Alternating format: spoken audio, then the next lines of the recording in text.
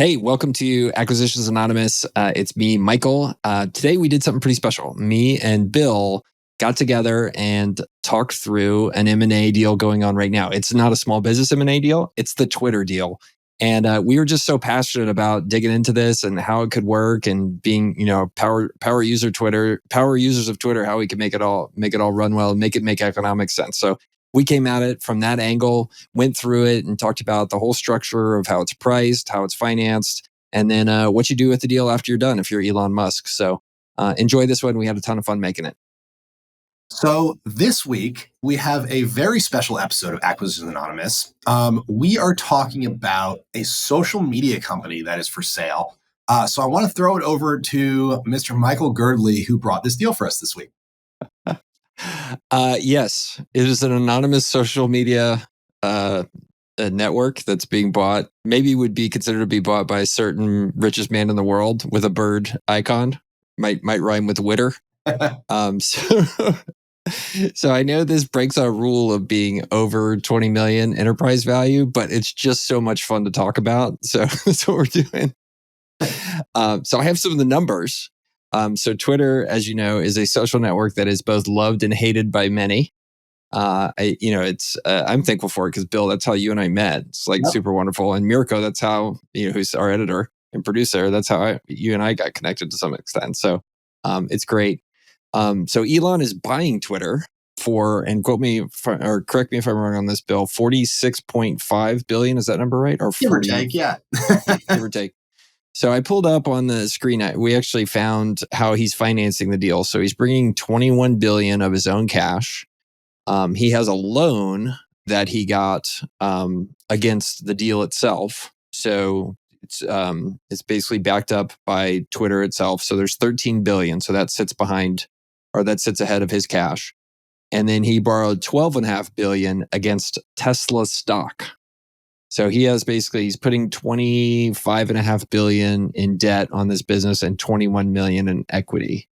So what does that come out to? That's basically like 40% or so, or 60% loan to value. It's about 40% equity, but if to put a small business lens on this, he's brought 40% cash down, but then he has personally guaranteed half the debt, right? So a $12.5 billion margin loan against his Tesla shares, that has nothing to do with Twitter at all. So he basically put in 21 billion of cash and then borrowed another 12.5 billion of cash against his portfolio and injected that too.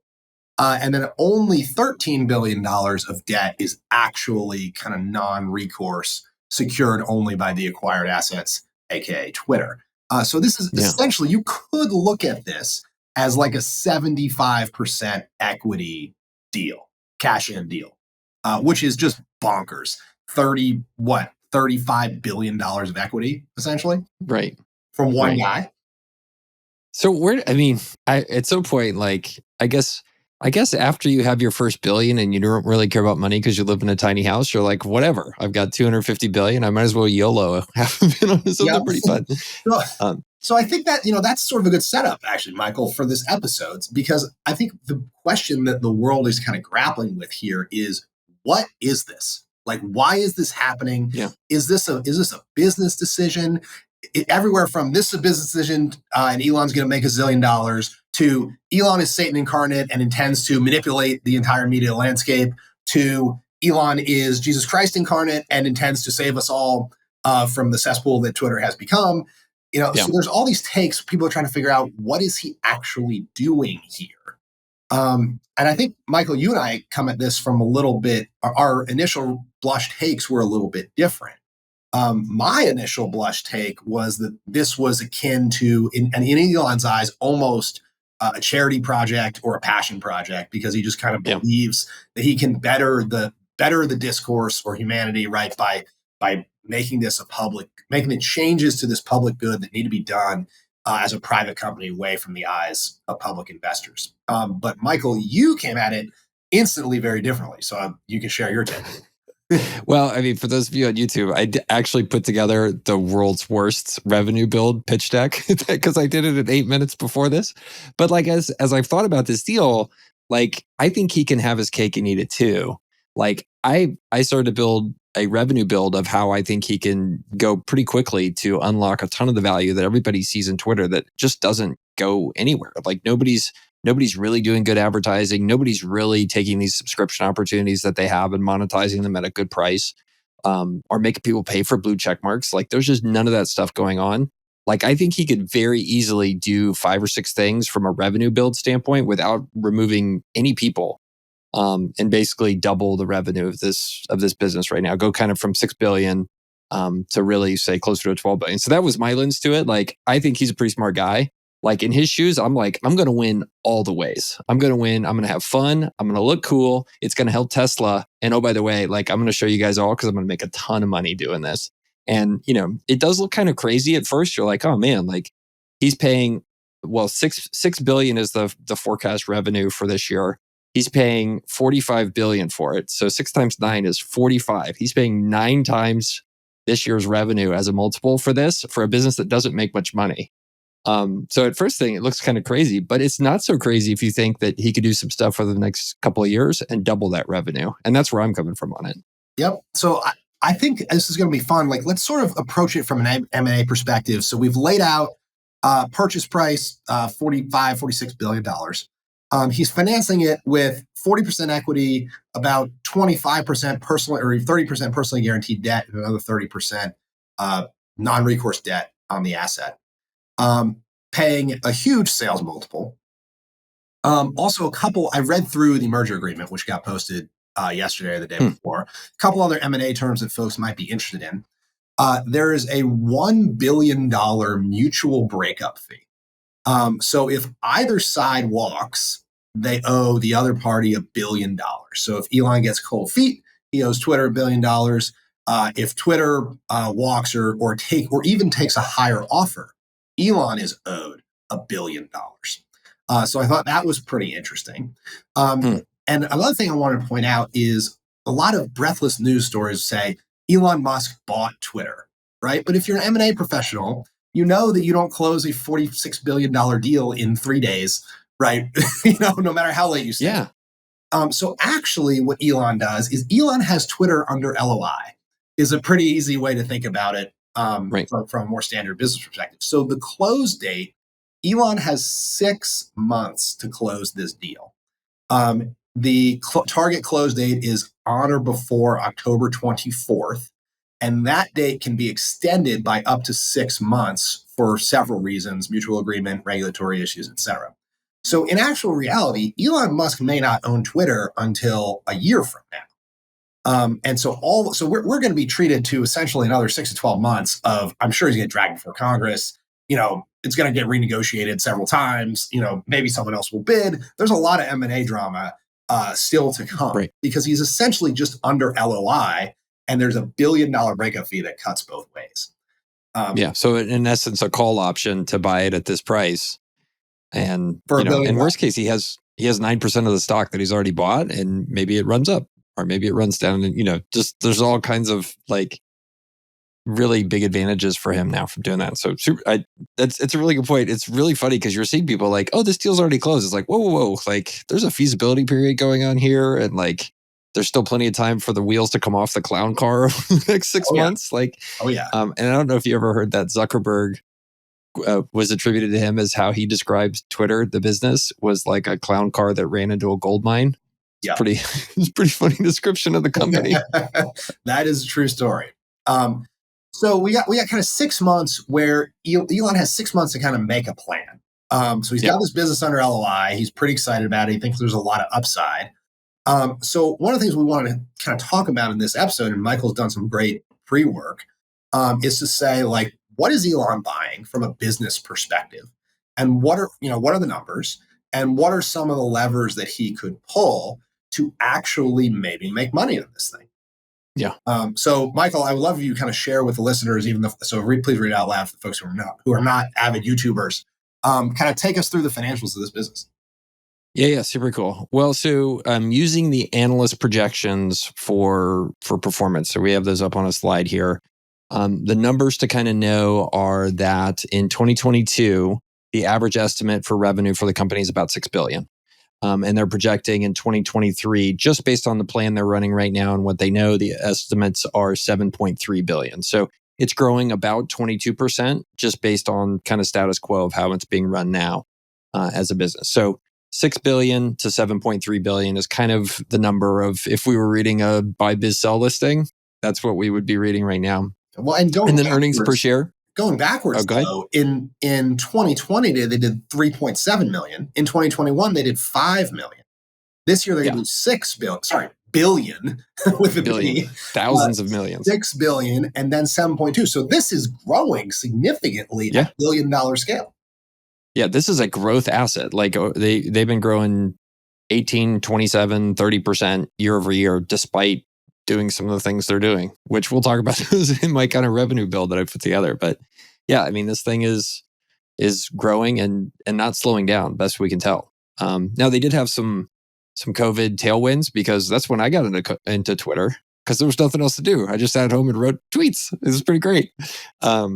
But now, it's even still like the analysts don't see it slowing down. So in terms of earnings per share and that sort of stuff, it's all kind of depending on how many shares there are, but this is not a highly profitable business. So as a multiple of revenue, that's kind of a tough way to look at this business, because this is very much a growth asset. This is how you would look at this if you were going out to buy a software company that looked like this. This is a high margin but growthy asset where profits aren't how you think about it. You think about it as a multiple of revenue in terms of rules of thumb around it.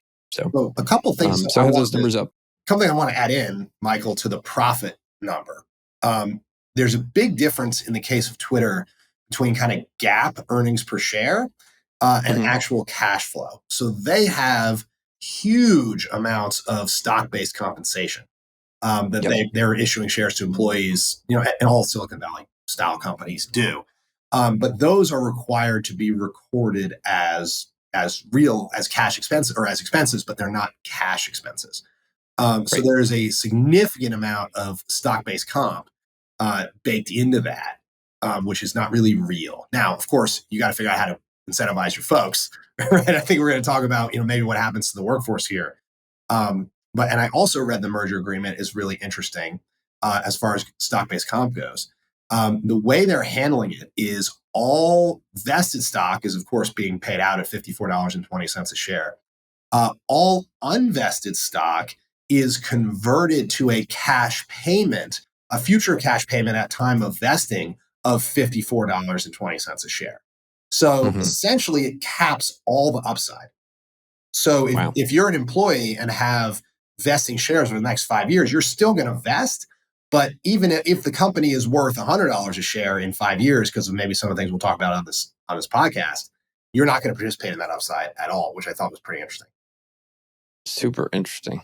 Yeah. Well, and that's, as a small business employer, like that has made, especially in tech, it's so hard to compete with these like big giants, publicly traded giants, because they'll come at you and they'll try to recruit your people, and you'll be paying, just total today dollar compensation, like base plus bonus. And let's say somebody is making $200,000 total comp, right? So 150 base and 50 bonus. You'll see these fangs come in, Amazon or whoever, and offer them $500,000 worth of shares, provided they stick around for 3 years, and a base of like 110 or 120. Like pay less than you, but basically give you this free gift from the shareholders, which is what you're talking about. Like these shares, they're dilutive because they're issuing new shares to pay these people from stock-based or restricted stock units. Like it just makes it really hard to compete. And then sometimes you have to sit down with these employees and you're like, okay, make sure you look at the Amazon vesting schedule, because a lot of these vesting programs are only like 5% the first year. So like, that's why they have such huge attrition and they take big risks on people, because they know they probably don't have to pay you much, right? Especially if they're going to wear you out and spit you out within a year. Anyway, that's my small business rant. Down with the fangs. They suck. Anyway. They spent so Twitter spent $630 million on stock-based comp last year. Yeah. To give it an idea. So, and that's the shareholders paying that, right? Because it's straight dilutive, and it's good they have to take it as an expense. I like that. Yep. So second chart we pulled up here is probably a little bit better than their GAAP earnings. So their cash flow, just to give you guys a sense, last year on their cash flow statement was about $200 million on about $5 billion of sales. So pretty hefty cash flow multiple at $44 that billion, right? Like, what's that?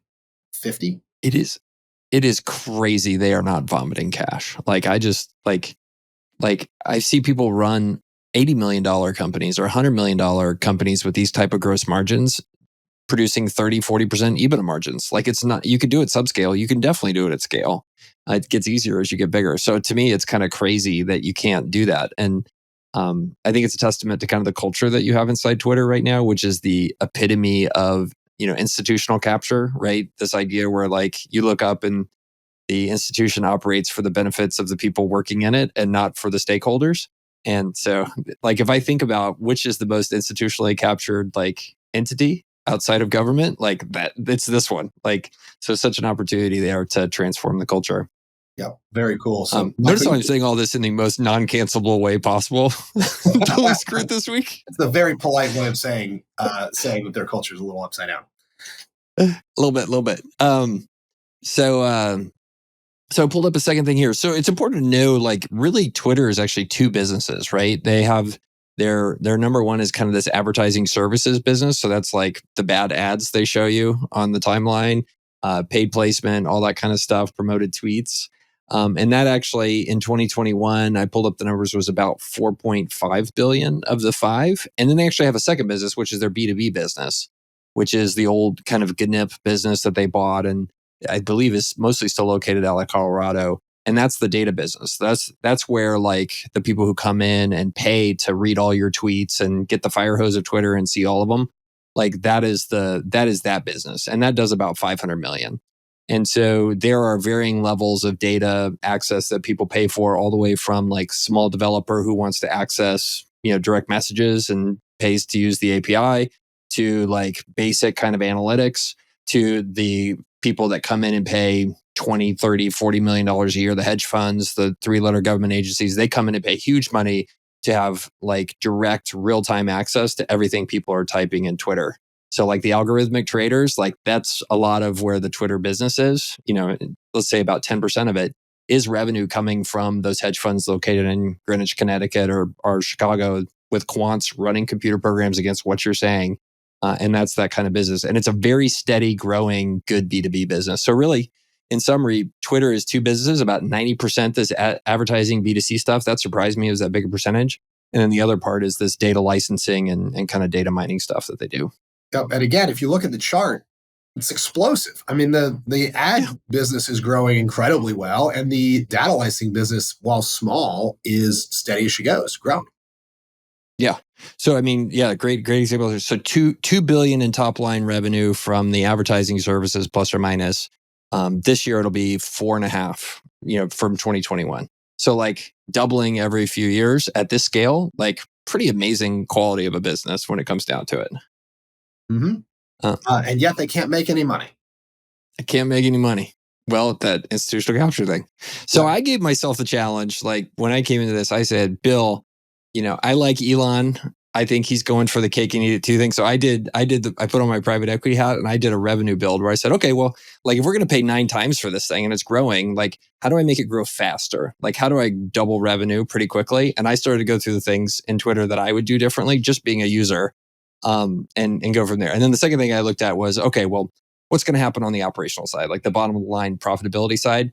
I didn't spend too much time on that because I don't really care about it at this point. When I look at this business, I'm evaluating this as a growth asset. I want it to grow faster because the market will reward that. Right now, profitability matters much less, right? Than is this thing growing 50% year over year. That's just my perspective and lens of what I think the world wants out of this. I agree. Anyway, I'm happy to go into my revenue build. We can argue about features on Twitter and what I would do, but let's go where you want to go. So just to give our listeners an idea of how big Twitter is versus how big maybe say Facebook is, right? So Twitter's going to put up about $5 billion of revenue this year. Facebook is going to put up almost $100 billion of revenue, right? So it's about 20 times the size Facebook is versus Twitter. And yet and of course, Facebook here means Instagram and WhatsApp. And, there's a lot more there in what is now Meta. But just to give you a sense for perhaps how much room this asset has to run, being quote unquote only 5 billion. Yeah. So, and then how big are those relative to number of active users? So Twitter's what, at like 350 million, and then Instagram's at like, or I'm sorry, the Meta company is like 2 billion. Is that right? So 3 billion monthly active users for Meta, right? For everything. Yeah. So that, I mean, WhatsApp, I think, is probably severely buoying that. But still, so Facebook is rather, Twitter is 1/10 by user count and 1/20th by revenue, which means they're monetizing their users half as well as Facebook is, right? Just on a per user, dollars per user per month. So there's probably a lot of upside there. So Michael, I know you brought a couple interesting ideas. Let's get into it. So you're Elon Musk. You now own this growth asset, which is by comparative metrics under monetized. Yeah. How do you improve this? Yeah. So private equity hat on. So this is a poor man's version of what private equity does when they go and look at a deal. It's like, okay, well, let's say we're going to try to reach XYZ number. Like, what's my build to get there? Like, show me the initiatives that we're going to do and how much each one's going to get me. So I did this in like 5 minutes. So when you get it from private equity, somebody has sent it to like a cool, like a consulting center in like India, and it's come back with like charts and like pictures of stuff. Mine is just stuff I put in Google Slides because I was really busy. So, but I said, okay, well, let's make this so Elon's purchase price is only 4 times revenue, right? As opposed to 9, let's give him to 4. So let's double the revenue, and that would be not unfeasible, right? Because you just said that Meta is getting dollar per user, right? Like the ratios are off. We have room to just be as effective as Facebook Meta is and double our revenue. So it seems pretty reasonable. So here's the stuff I would do. So to get to double revenue, you've got to either not monetize any better at all and double your user count from 325 million to 600 million, or don't grow users at all and monetize twice as well. And I think, Michael, you're mostly about monetizing twice as well here. I just went down the monetize twice as well. I think that's the lowest hanging fruit. And if we get to like we can grow the top line, I didn't really do a good job reviewing that. Like, I didn't know how you get more people on Twitter. I mean, it's hard to onboard now. Like, it's a lot of people bounce from Twitter just because the entry point is so bad. But I think that's another opportunity. We can put it in there. I'll add it to the list. So, add new users. Okay, initiative number 1. Yeah, just take care of that. Just let me know how that works, Bill. So first thing I would do, you have this data business. Like, my hypothesis is there's a huge amount of pricing power that you have in this data business. It's about a $500 million business. I would just walk in tomorrow and I would just say, congratulations, all of our rates are doubling. Because you basically have monopoly pricing power. Where else are these hedge funds going to get this data from? Who else are they going to buy it from? There's nobody else that has the data trove of real-time information that Twitter does. And these hedge funds who are trading billions of dollars a day of contracts, of all this kind of stuff, futures, like, it's worth it to them. Like, you could just keep going. And I would just keep raising the prices on it until they start bolting. And then the interesting thing is, as they bolt, right, that means you're going to have fewer customers. You're going to have more concentrated paying more. It's going to be worth more to those people because their competitors are going to be in there paying for that data. Like, it's this messed up, like, you're actually going to get more revenue by raising prices by having fewer customers. It's like a crazy, like, mind F, right? So I would do that. So that's 500 million immediately in terms of my, how do I find $6 billion in revenue for Twitter? So I'll stop right there. You can tell me that's the stupidest idea ever. I think that makes a ton of sense because this is literally the only data set in the world, right? That is Twitter. The Twitter fire hose is unique. And also, by the way, as you mentioned, I think a lot of your customers are 3-letter government agencies for whom money doesn't matter. Just tell them that's how much it costs. So, and I mean, look, the NSA may get to tell you how much they're paying. That's maybe one you have to deal with. But like SAC Capital, like, pony up, suckers. Like, you guys, you bought in the New York Mets. Good news. You're paying 20% more, 50% more. I don't care. Yep. All right. So 500 million of our, how much we got to add here? 6 billion? So we got to go from we're going from 6 billion to 12 billion. We got to find $6 billion. So we found whatever that is, 12% of it. So that's just one initiative. All right, let's go. What's next? Okay, number two. Their advertising business is huge. It is a miracle. It generates 4.5 billion. And I think you go through two initiatives there immediately. Number one, raise the rates. Because if people are paying this much for terrible advertising on Twitter right now, they could definitely pay more, especially because Meta just got totally screwed, right? The CAC costs on Facebook, on all their platforms with the iOS change are just like terrible now. Like Twitter, we got to do better. Just charge more. Rates all going up 30%. That's another $2 billion.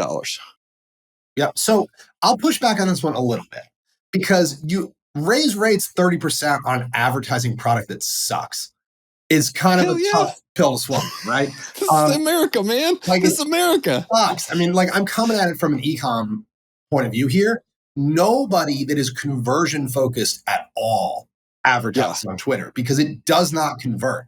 Like you can't, the mindset that the person is in as they scroll the timeline, like to break that is almost impossible and get somebody to bounce somewhere and buy something. So if I'm Twitter and I want to, and your next bullet point is make the ads not suck, right? But I think I think you're going on backwards. You can't raise rates until the ads suck, right? So I think first you've got to make the ads not suck. And if you think that's good for probably $3 billion, and that would be a roughly like, 75% growth in the ad business just by making it suck, which I think you could. So some of the things you would have to do, I think Twitter should go ham on a few of the things Instagram has tried to do, like product tagging in feed, lead generation in feed, because what we know is people don't want to leave Twitter. It doesn't convert. Yeah. But what you might get them to do is tap this button to share your email address with the advertiser. So the advertiser can follow up. It's not going to be, I'm not going to drive a conversion right away. But there's so many other ways to try to monetize and get some interaction on these ads. That's not just increasing the ad load. It's not just about putting more ads in feed. It's about making those ads more effective. And that's something that Google has understood since time immemorial. And that's why Google Analytics exists. The whole point of Google Analytics being free is you can see how effective your Google ads are. And so you spend more, right? So Twitter has got to lean into making these ads convert. Yes, go. By the way, hilarious anecdote for you as a 47-year-old man. Yesterday, TikTok showed me the following 2 ads within 30 seconds. 1, ADHD medication. 2, adult diapers. Well, if you're on TikTok and you're 47, maybe you need both. I was like, what are you talking about? Okay. So I fixed our revenue build here, and it's become like fix the advertising engine to be useful. Like, I think that's the whole thing. Like, can you start to monetize the feed for them in a way? And that's $3 billion of the build to get a $6 billion. And then after we do that, we go raise rates because deservedly so. Like, it's actually going to be useful, as opposed to now, which apparently it is arbitrageable to show me a link on Twitter that is clickbait, and then take me to some other website and show me somebody else's ads. Like, that is just the most amazing sign that your ad engine is mispricing and misoperating everything. Is that works? Like, that just blows my mind. So I think there's so much opportunity here. But you're right. Like, this fixing the ad engine based on what we know, like, that is most of the upside here. It's 5 billion of the 6 billion. I thought the data business would have been bigger, but it's not big enough to move the needle at this point, even if we double the prices. Like, it just doesn't work. Yep. Yeah. I mean, you fix this advertising engine and you really move mountains here. It is hilariously bad. And I mean, Facebook and Instagram, the crazy thing is, if you look at Twitter's users, so many of them are influential, monetizable, right? I mean, these are kind of the good users, right? Yeah. These are the ones, they're United States based, I think, for the most part, which are more monetizable typically than international. So it's not that they don't have the core raw material, it's that they are not monetizing it well at all. Totally. It's totally true. It's totally true. All right. So the fourth initiative is to add and monetize these new business lines. So I wrote down 4 that are pretty straightforward to me, and there's probably more. But I think these are just the obvious low-hanging fruit that is just like, I can't believe they haven't done this. So the new business lines, I marked down 4 of them. So number 1, like, I think this is a total Jeff Bezos Amazon playbook. Right now, the blue checkmark validation system is a cost center for them. They should turn it into a profit center. So if you want to get validated, you get this little blue check mark that shows that you're a verified user, and you become part of the verified, like, superior race. on Twitter, they basically make you go through this whole hassle. There's a whole data center of people like refusing check marks from people like me. Like that's what they do. And every month I'm like, hey, how about now? They're like, no, not now. Like turn that from a cost center into a profit center and make people pay for it. Like really straightforward.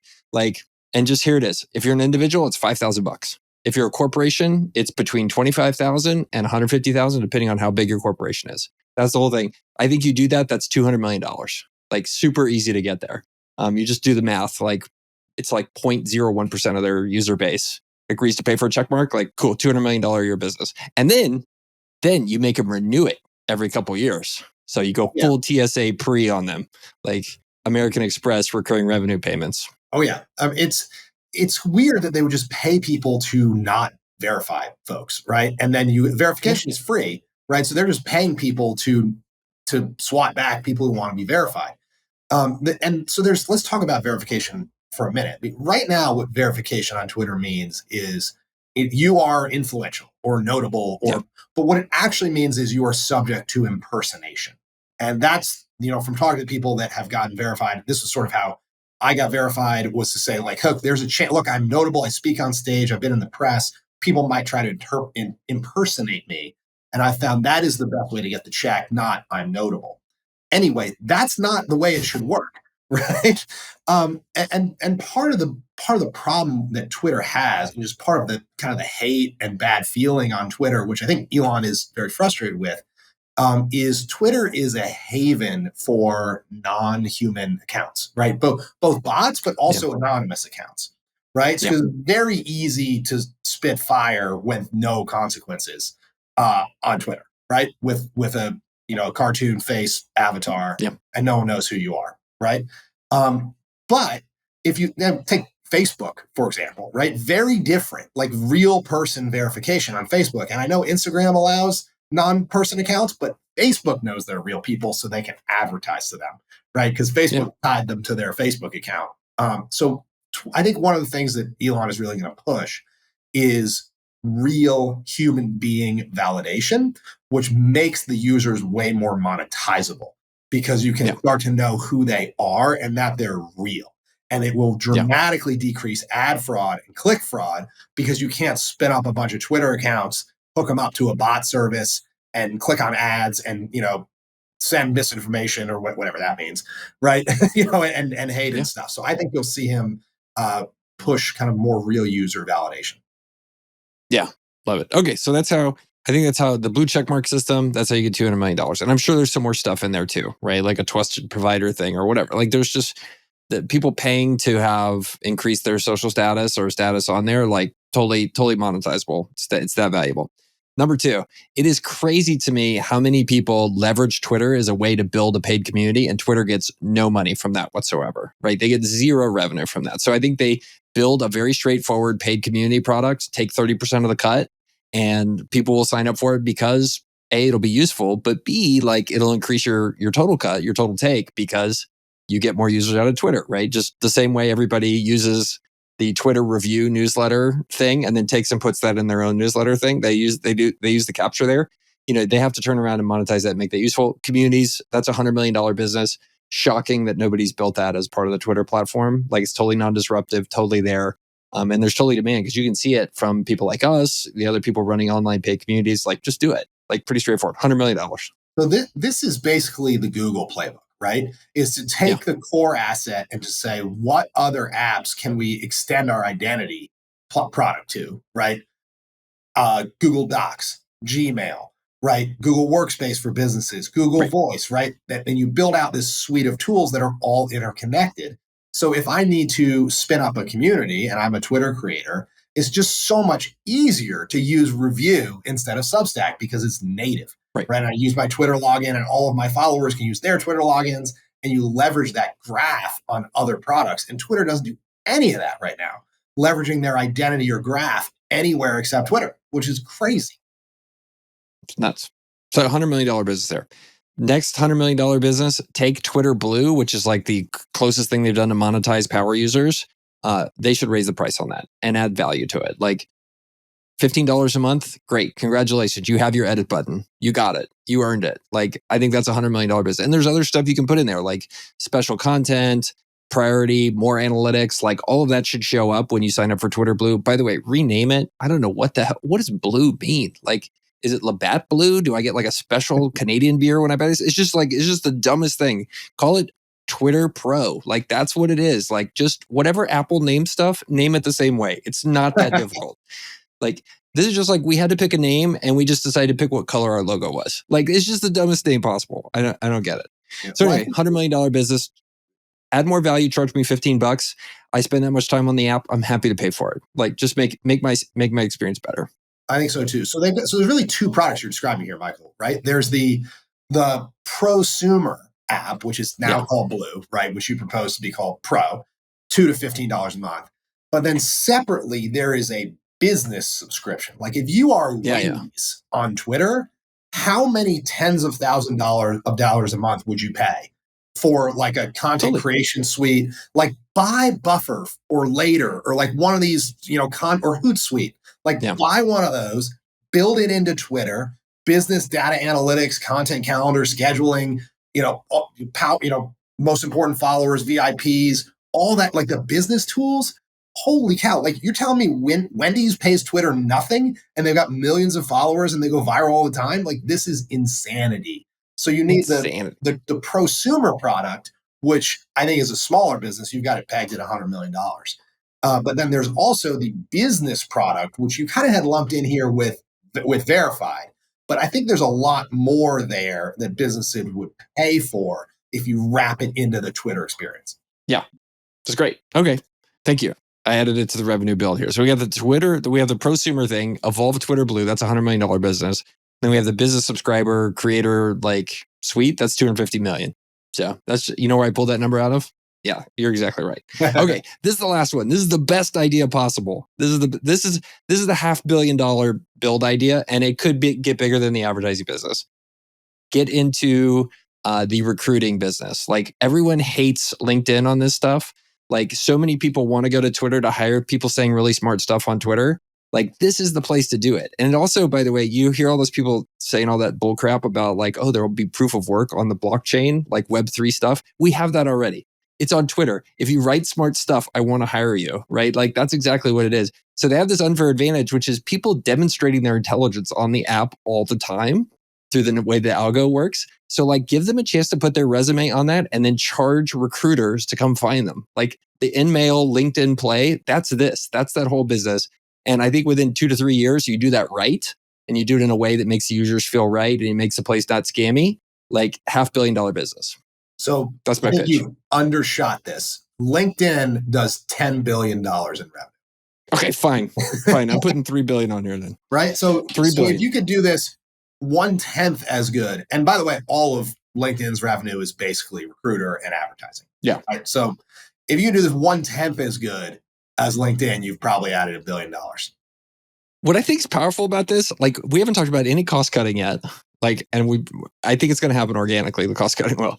But I haven't talked about any of that stuff. But we're just two chumps who buy and sell small businesses. Like, we came up with all this stuff. Like, there's got to be, this is just the tip of the iceberg. Like, there's another 5 billion in there somewhere that we just don't even see. Like, that's why, like, everybody's like, Elon's crazy. You're paying this multiple. And I'm like, crazy like a fox. Like, this dude's going to make some money. Like, he sees all of this very clearly. Like, it's straightforward to me. Yep. And not only that, I'm sure there are plenty of product managers inside of Twitter that see this stuff too. And for some reason, I mean, they're getting stymied. I don't know why. It's clearly a culture problem. But like, Michael Girdley and I are not geniuses here. There are plenty of smart PMs in Silicon Valley, right? That Michael's got one tied up in his closet that he feeds cheese every morning. And that's how he got all these ideas. But there's other ones besides the one locked in Michael's closet. This was 8 minutes after I clicked send and get off of a phone call before this. Like, I was like, I gotta go. I gotta write a pitch deck. Like, this is there's the fruit is this low hanging that me crawling across the ground through the muck banged my head into it. That's what this is. So. All right. So that's my revenue build. And then I think you added a good one, which is, you know what? Like, let's figure out how to add more users. Like, like, where is like the onboarding tutorial for Twitter? Like, where does it, like the starter kit? Like, even video games I play are like, here's the intro, like demo level, like try this and we'll guide you through it, and press the right, the right mouse button to zoom and the left mouse button to shoot some bullets. Like, there is nothing like that for Twitter. You show it to most people and they're like, I don't get it. This is really hard. I'm going to TikTok. Yep. Huge opportunity there. All right. You did have some operational improvements as well. All right, let's go to the. So that's the revenue build. So you're building up, and you'll see this in the slide when you do a private equity deal. You got you say, okay, we're going to start at this amount of revenue, and this is how we're going to get to this, and here's all the initiatives that we're going to do there. So I did have some operational improvements. I had put three. I put three operational improvements, and this is I have much less data of this because I don't know. Anyway, also I spent more time on the revenue because that was much more fun. But anyway, three things. One is I wouldn't do any layoffs. I think that Twitter is going to lose the people that don't fit with Elon's hard charging culture. I think they're all going to leave on their own. And I think they're already starting to. I think the recruiters are already calling in there. I think they're trying to pull people out of there. And I think that's going to organically work for Elon. Those people are all jumping ship pretty quickly, especially the people that don't want to work hard for him and have this profit first kind of growth first motivation. All right. Agreed. So no layoffs, but probably reduce headcount. Like, let it happen.